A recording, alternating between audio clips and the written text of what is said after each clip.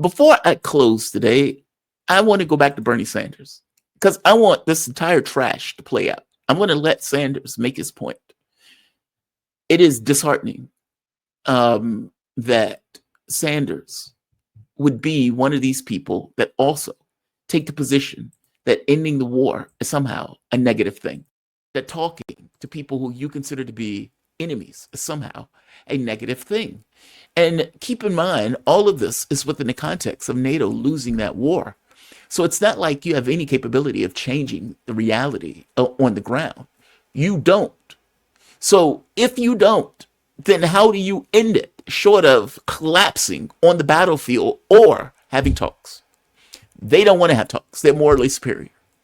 Sanders, backing the Democratic position on this, comes out given this speech where he is staring at whatever teleprompter he's looking at and is leaving out a lot of reality to make this argument that he's making. This is Bernie Sanders fucking up for 5 minutes. Bernie Sanders fucking up for 5 minutes. Thanks, everybody, for joining me to discuss a very, very serious issue. Yesterday, we witnessed an extremely sad moment in American history. We saw the President of the United States aligning himself with the dictator of Russia, Vladimir Putin, to undermine the independence of Ukraine and its democracy. Let's be clear. Trump is showing...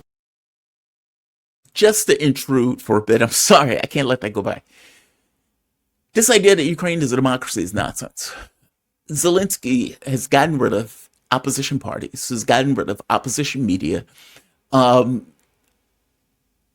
has foregoed elections. He is no longer president of Ukraine. He is president of Ukraine in name only.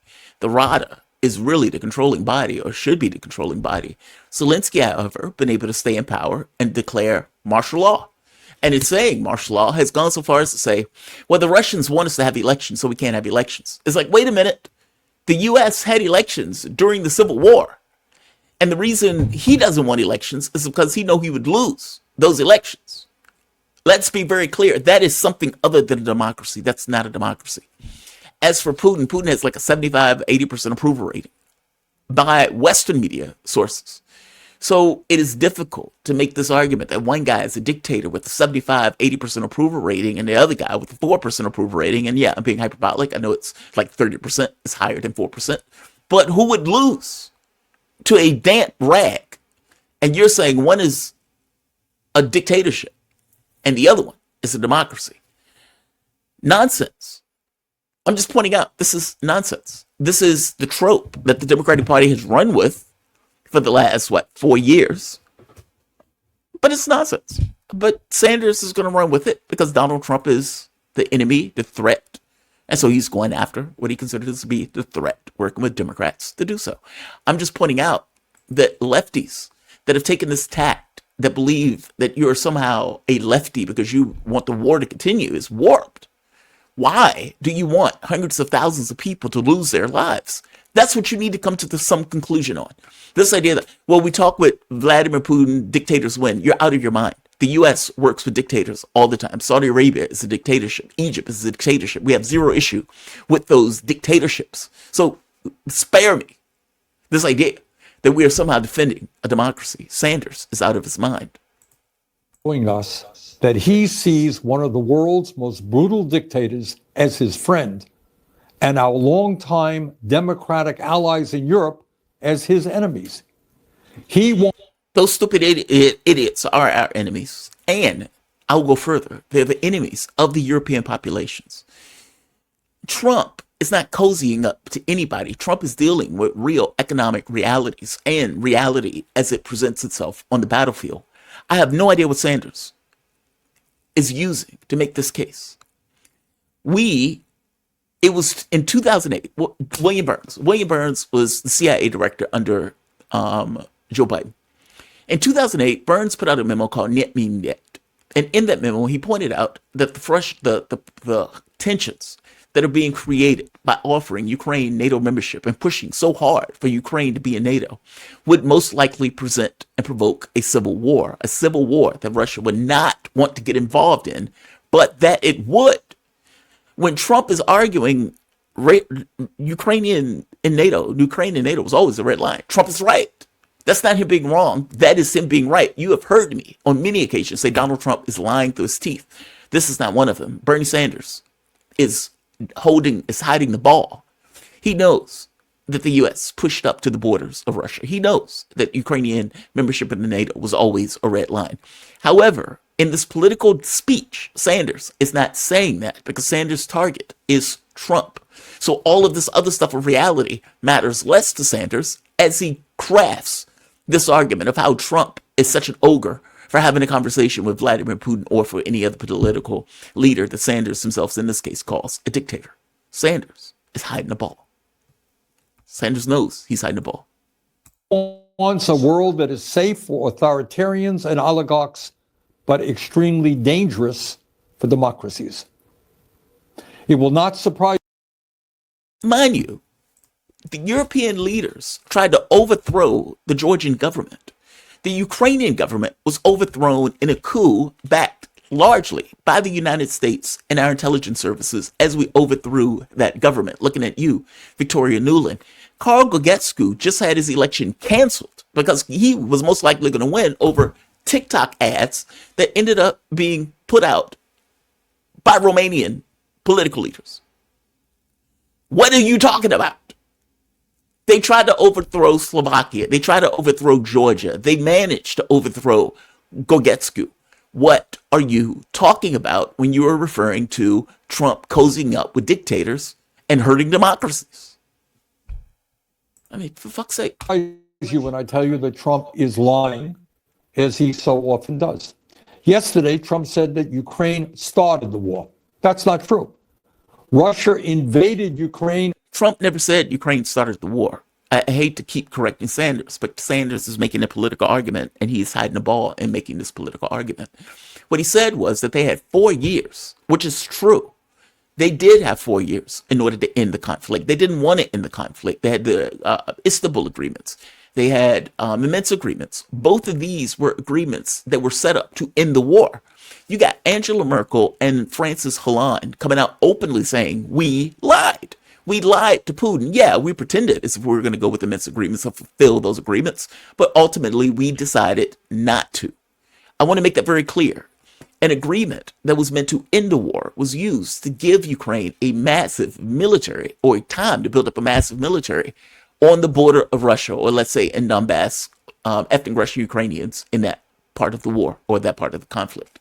I am trying to point out to you that over and over again, Russia did come to the bargaining table. They did come to agreements. Those agreements were ignored. Even the Istanbul agreements.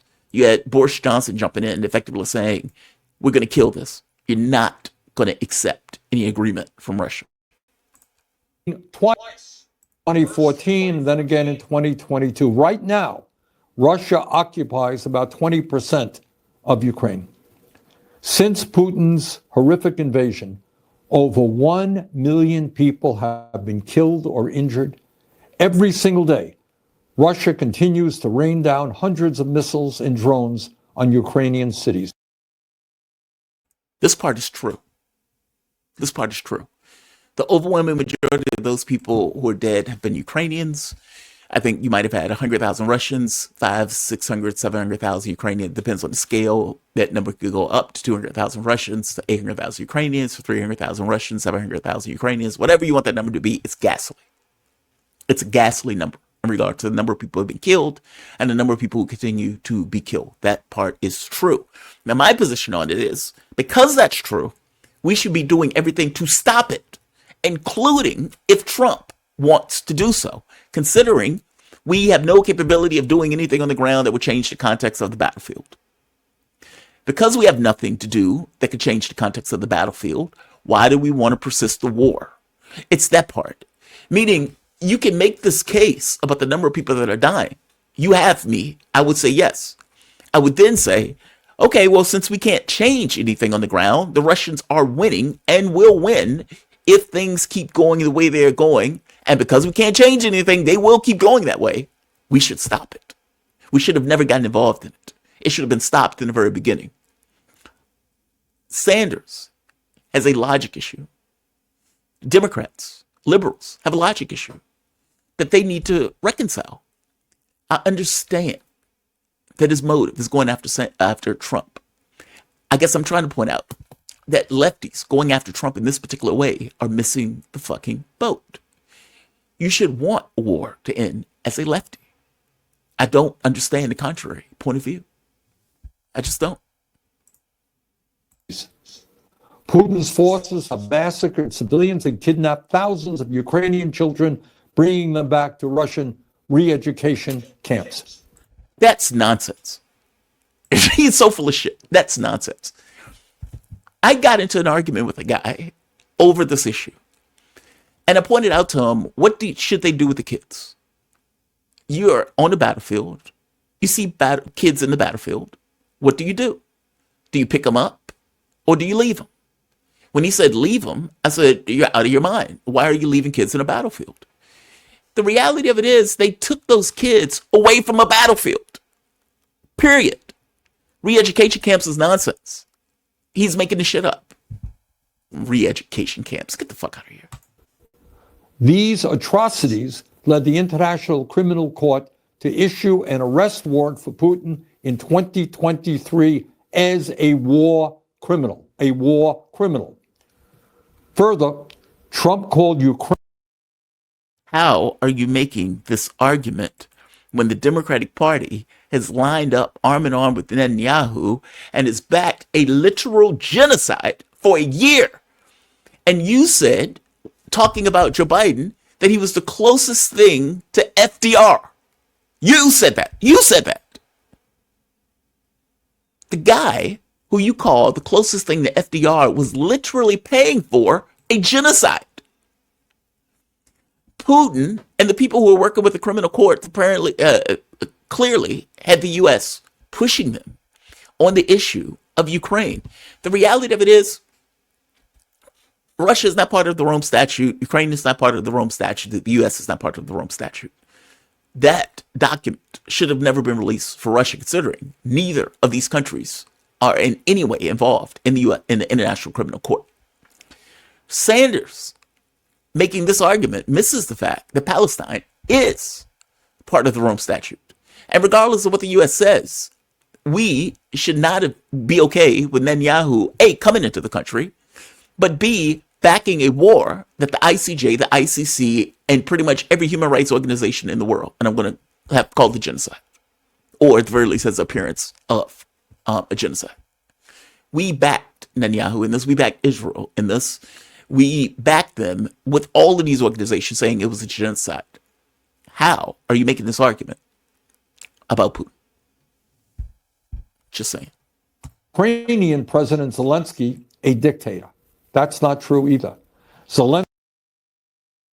No, as I pointed out before, Zelensky is a dictator. Zelensky, Poroshenko, the coup government, as I'd call it, going everything from since 2014, has eliminated political opposition in Ukraine. So there is no Ukrainian media that is in opposition to the government. There is no Ukrainian media, or let's say political institution that is in opposition to the Ukrainian government. The coup government is the only government you got. He is a dictator. By definition, he doesn't even allow elections, for God's sake. The hallmark of democracies. He's a dictator by any other term. Just saying. Let's go back to Sanders. I'm going to let him finish. In fact, his approval rating is higher than Trump. They weren't free elections. If I remove my political opposition, meaning if I get rid of Republicans or Democrats from the electoral base, and the only election I have does not include political parties that would be antagonistic to the government, then you can't call it a free election. It's something else. Something else. Trump's. In the midst of a brutal war, Ukraine's parliament continues to function and free and unfettered political debate takes place. Trump claimed that our European allies have done little to support Ukraine in its fight against Putin's invasion. He said the United States has contributed 3 times more than Europe. But that's another lie. In fact, Europe has provided more aid to Ukraine than the United States. But it's not just that Trump. That part I'm highly skeptical of. We have dropped over $300 billion into Ukraine. I am highly skeptical that Europe has put in more than that into the mix. Either way you look at it, Trump is being hyperbolic on some of the stuff when he says Zelensky has a 4% approval rating, or that Europe has put in, or the US has put in 3 times more than Europe. Yeah, he's hyperbolic, but most of what Trump is saying about Ukraine is true. What Sanders is saying here is hiding the ball. Is lying again. That's not new. It's what this all reveals about where he wants to take our country, and in fact, the entire world. Trump is cozying up to Vladimir Putin. So who is Putin? And what kind of world does he want to build? Putin is a dictator who crushed Russia's movement toward democracy after the end of the Cold War. If he is talking about Yeltsin, he is out of his mind. If he's talking about Yeltsin, he's out of his mind. If he's talking about Gorbachev, he's out of his mind. I would say Gorbachev was a good man. I would say that we need more people like Gorbachev in this world who are willing to believe that you can accomplish peace around the globe. But let's be honest, Russians hate Gorbachev. And they hate Yeltsin also. And they hate them for the very specific reason that they are voting with Putin 80%. They believe, correctly, that they were sold out by Yeltsin and by Gorbachev. They believe that Putin is standing up for Russia, which he is. I don't know what Sanders is talking about here. Again, you can make an argument going after Donald Trump. I accept that. I get it that they are trying to find ways to angle and hit Trump. This is not the way to do it, especially coming from the left. Especially coming from the left. I'm not going to keep it. I don't want to belabor the point. I suspect Sanders is going to just kind of repeat here. Black Spock.